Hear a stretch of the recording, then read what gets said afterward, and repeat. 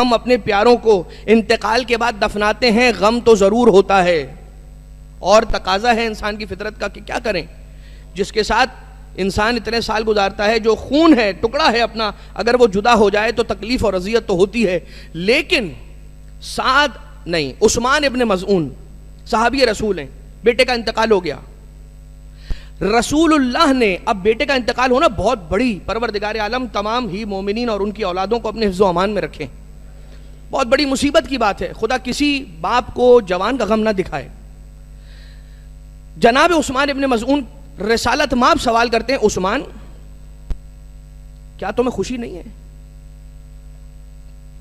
رسول اللہ میرے بیٹے کا انتقال ہو گیا ہے، میں کیا خوش ہوں گا؟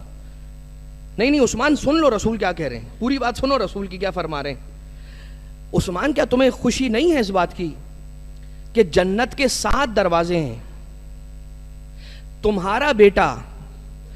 جب جنت میں تم داخل ہونا چاہو گے دروازے کا اختیار تم کرو گے، دروازے کو چوز تم کرو گے، جس دروازے سے جنت میں جانا چاہو گے تمہارا بیٹا وہاں آ کر تمہاری شفاعت کرے گا، تمہارا ہاتھ تھام کے تمہیں جنت میں لے جائے گا۔ وہ بیٹا کہ جو بیٹا تمہاری زندگی میں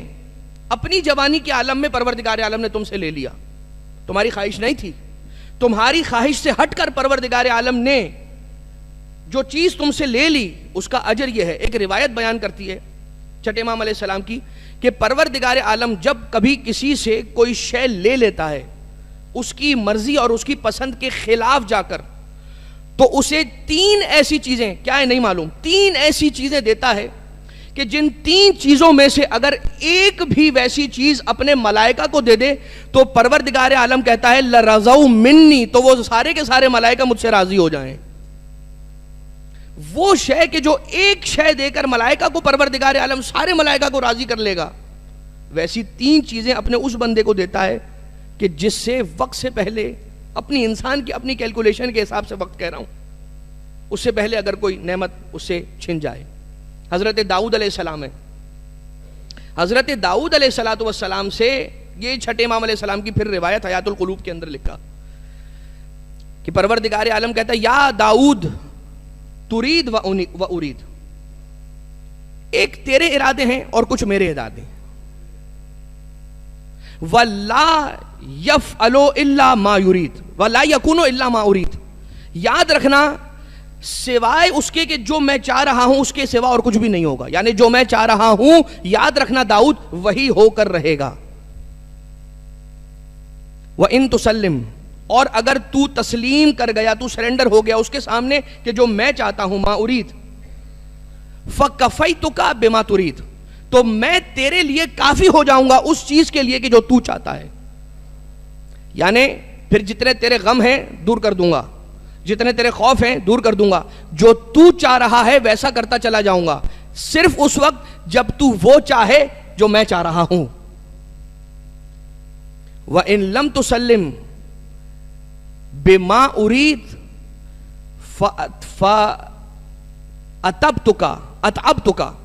اور اگر تو نے وہ اس کے سامنے سر نہ جھکایا جو میری چاہت ہے، جو میں چاہتا ہوں، تو یاد رکھنا جو تو چاہتا ہے اس میں تجھے گھما کر اتنا تھکا دوں گا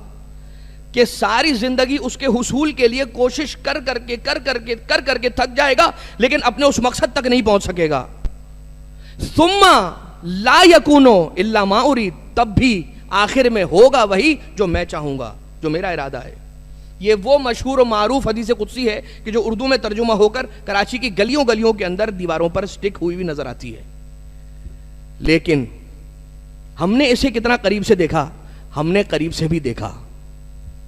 لیکن ایک وجہ ہے بس اور بس کہ انسان اتاولا ہے، انسان جلد باز ہے۔ چونکہ انسان جلد باز ہے لہٰذا اسے حاصل کرنے کی جلد بازی میں کوشش کرتا ہے جو اس کی چاہت ہے، اور بھول جاتا ہے اس کو کہ جو اللہ کا وعدہ ہے کہ چھوڑ دے اپنی چاہت کو، اپنے ارادوں کو چھوڑ دے اور میرے ارادوں کو پورا کرنے میں مشغول ہو جا۔ تو یاد کرنا تو میرے ارادوں کو پورا کرنے میں مشغول ہو جائے گا، میں تیرے ارادوں کو پورا کرنے میں مشغول ہو جاؤں گا۔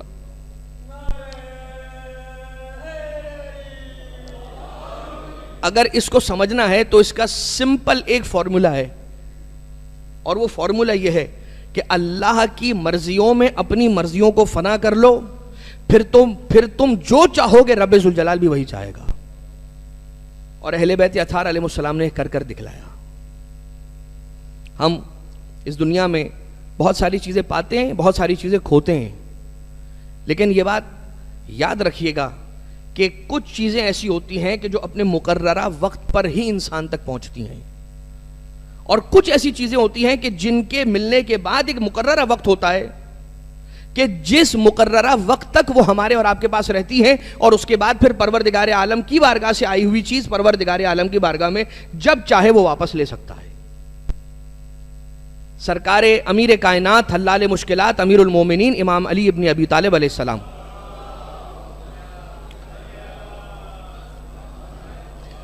مولا ارشاد فرماتے ہیں دن دو طرح کے ہیں, یوم لکا و یوم علیک. ایک دن وہ ہے جو تیرے لیے ہے, جو تیرے فیور میں, و یوم علیک, اور ایک دن ہے جو تجھ پر ہے, یعنی تجھ پر بھاری دن ہے. یوم لک و یوم علیک, ایک دن وہ ہے جو تیرے لیے ہے, آج تو جیسا چاہے گا ویسا ہوتا چلا جائے گا. لیکن یوم علیک, ایک ایسا دن بھی ہے کہ جو تیرے لیے نہیں ہے, تجھ پر ہے. پھر مولا فرماتے ہیں کہ یاد رکھنا جو تیرے لیے دن ہے نا, اس دن, ان دنوں میں اس دن کی تیاری کرنا کہ جو دن تجھ پر ہے. یعنی تیری زندگی کے بہت سارے آسان دن ہیں اور کچھ کٹھن دن ہیں, تو جو پروردگار عالم نے آسانی کے دن دیے ہیں, ان آسانی کے دنوں میں ان دنوں کی تیاری کرنا کہ جن دنوں میں پروردگار عالم نے تمہارے لیے مشکل رکھی ہے. واقعات مثالیں بہت ساری ہیں, لیکن یہ بات طے ہو گئی کہ موت انسان کی فنا کا نام نہیں ہے. انسان کو جب زمین میں دفن کر دیا جاتا ہے تو پھر اس کی ایک ایسی زندگی کا آغاز ہوتا ہے کہ پھر اسے فنا نہیں ہے. گویا موت انسان کی لائف کے ٹرانسفارمیشن کا نام ہے, ابدی زندگی کے آغاز کا نام ہے.